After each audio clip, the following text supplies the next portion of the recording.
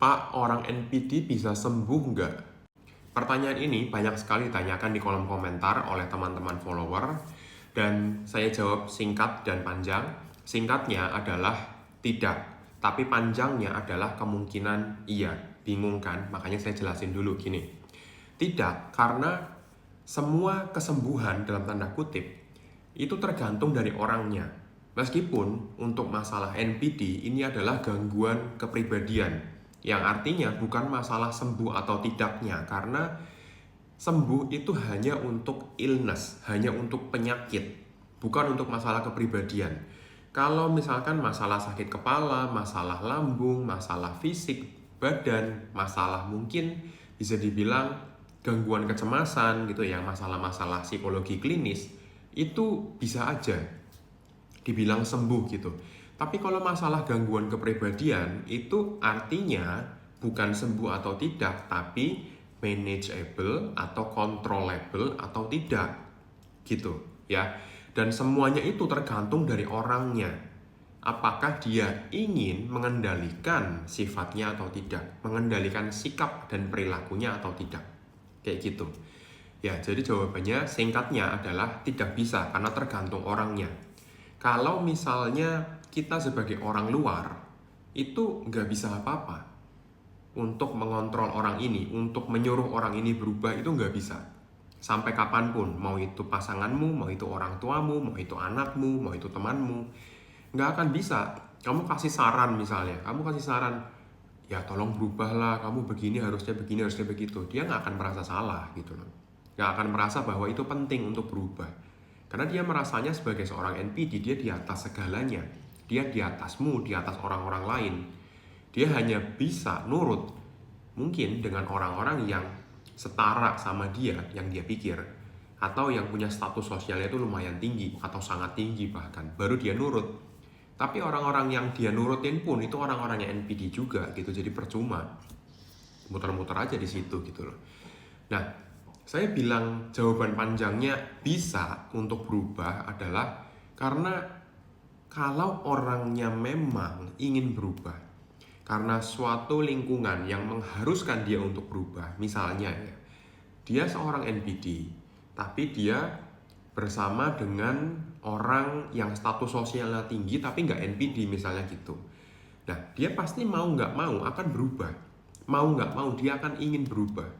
Karena status sosial yang tinggi ini menyuruh dia untuk berubah, memaksa gitu. Misalnya gitu ya, entah itu pasangannya secara sosial lebih tinggi, mungkin ada atasannya yang menyuruh dia berubah, mungkin dia akan bisa berubah sedikit dalam tanda kutip.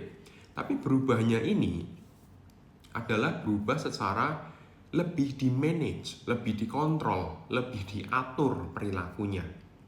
Jadi bukan berarti NPD-nya itu hilang. Makanya kalau kalian sering lihat, orang NPD itu mungkin ketika dia di luar, di pekerjaan, di kehidupan sosial, lingkungan mungkin lingkup circle-nya, itu dia orang yang benar dalam tanda kutip.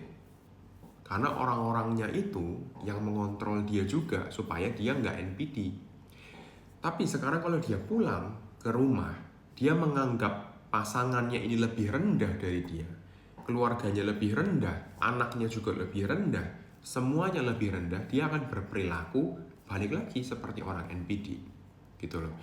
Nah, sehingga di sini seorang NPD itu memang harus diberikan kejut dulu, diberikan tekanan, diberikan kejutan, diberikan kewajiban, keharusan untuk berubah, baru dia akan berubah. Bisa atau enggak? Bisa.